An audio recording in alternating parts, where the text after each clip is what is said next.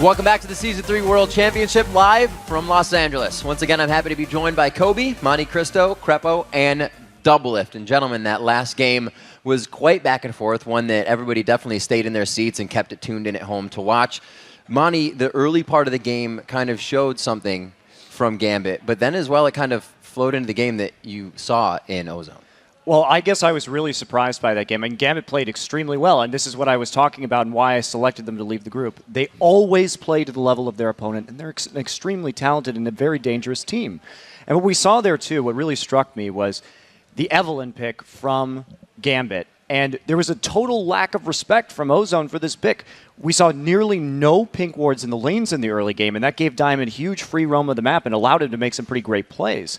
And what's particularly interesting, too, is that in Korea, they didn't play Jungle Evelynn until after All-Stars when Insect played against Diamond's Jungle Eve, and then that pick filtered over. Insect started using it in the jungle. Dandy started using it in the jungle. So this is a team, Ozone, that knows how to play Jungle Eve and play against Jungle Eve, and just totally forgot. No pinks, I guess. Pretty fundamental errors from Ozone, surprising.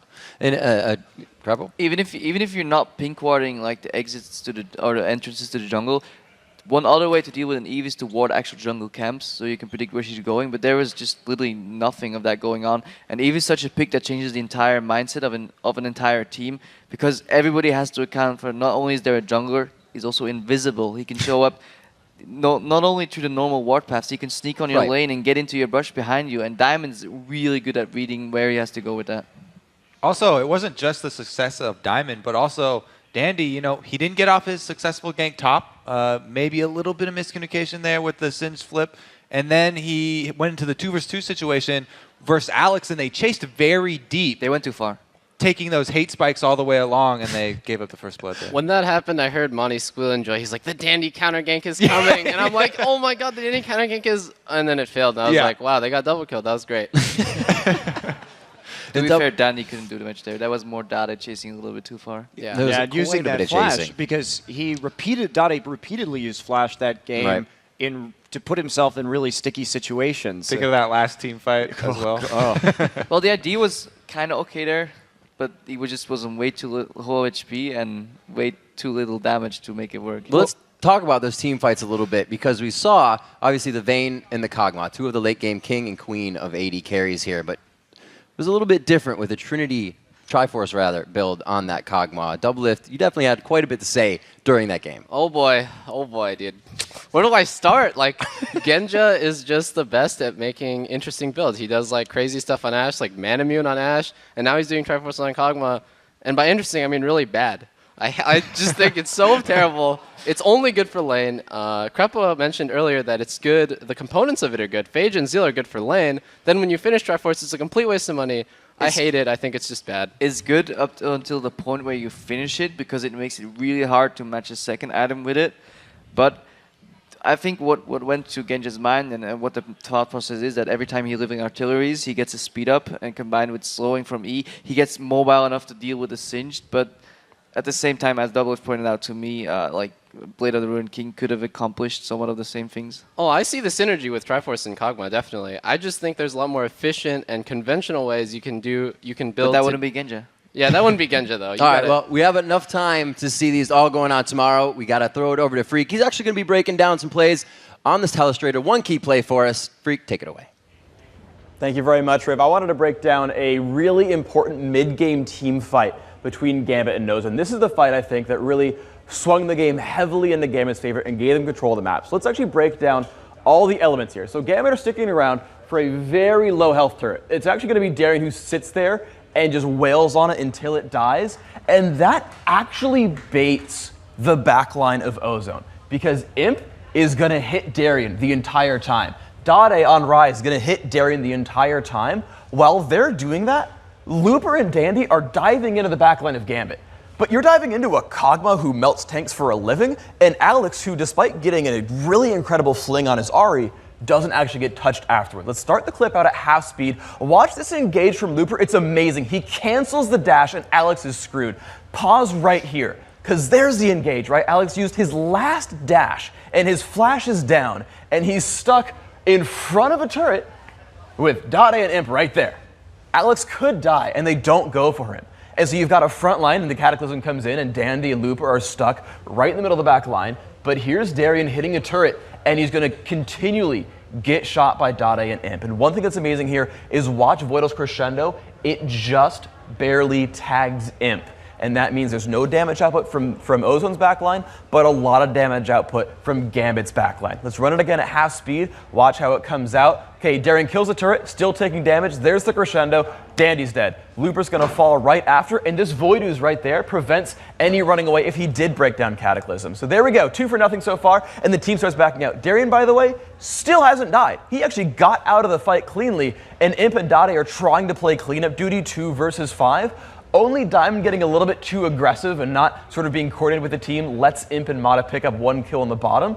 But Ozone are basically super uncoordinated throughout the entire fight, hitting ultimately the wrong targets, hitting a tank who gets out of the fight.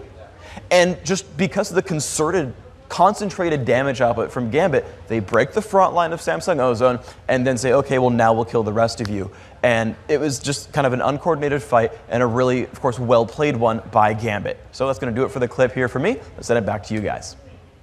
Thank you very much, Freak. And with day 1 in the books, let's take a look at the standings for Group B now. Gambit is sitting at the top, standing atop of the standings after a huge win over Ozone, while Fnatic, Ozone, and Vulcan are all tied at 1-1.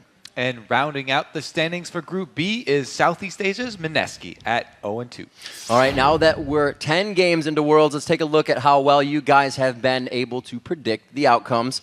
Doublelift and the triple threat of Kobe, Freak, and Jat are sitting at 8-2. Very impressive, Kobe, gentlemen. Great job all around. While the viewers' belief in Gambit's boot camp has helped them catch Monte Cristo and Crepo at 7-3. So, guys, a little bit more there. Heading into tomorrow, have today's performances changed any of your guesses for B here, your choices for those tops?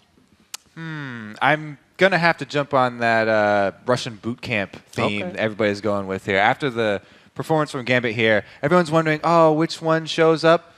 They're very impressive, so I definitely have to put more weight on Gambit than I previously did. Yeah, for Group A with, I said, SK Telecom and OMG, I'm still very confident in that, and I think Gambit's looking as strong as they always are at one of these big, very important lands, so I'll stick with my Ozone and Gambit as well. Definitely becoming your dark horse, for sure.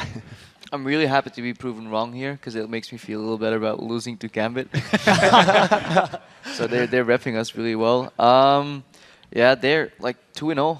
Gambit Bootcamp, like somehow it happens. They're probably now being in one of the favorites to win the group. It will be really hard to predict who's going next to them because we have some quality mid laners, and if Dade keeps like not choking but keeps picking those suboptimal lane matchups and people keep abusing that, and it's actually not so sure that that Ozone's gonna Galaxy's gonna match up. I think it's a toss-up right now between Vulcan and Gambit for me because of Gambit's impressive performance. But I still think Cloud and Smithy can match blow for blow with Alex and Diamond. So I'm sticking with my top 2, Vulcan and Ozone for me. All right, guys, predictions sound good. The Season 3 World Championship continues tomorrow, live from Los Angeles, with 5 more matches between the teams of Group B. Up first, Mineski takes on Ozone, followed by Vulcan battling Gambit. After that, it's Ozone facing off against Fnatic, Mineski taking on Vulcan, and finally, it's a battle of the European powerhouses, Fnatic and Gambit. It all starts at 7 p.m. on Monday Pacific Time and 4 a.m. on Tuesday for those using Central European Time. All right, that's it from us here at the desk. Now let's send it over to Shox, who's hanging out on the main stage. Thank you very much, Riv.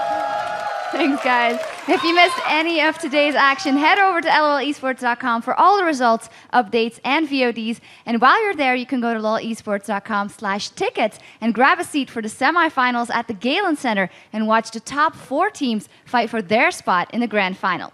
Well, that does it for the first day of the Season 3 World Championship. So from all of us here in Los Angeles, our guests at the analyst desk, and the entire live broadcast crew, thanks for watching.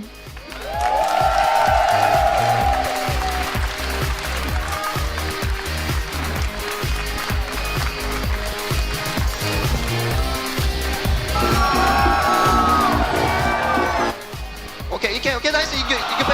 나이스.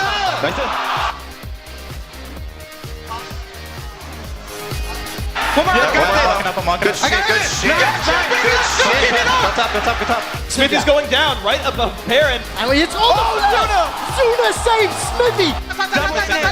Flag and drags out to safety. While all of this is going on, Luke to the top right. The two Dandy actually taking a lot of damage as well. Alex coming back in.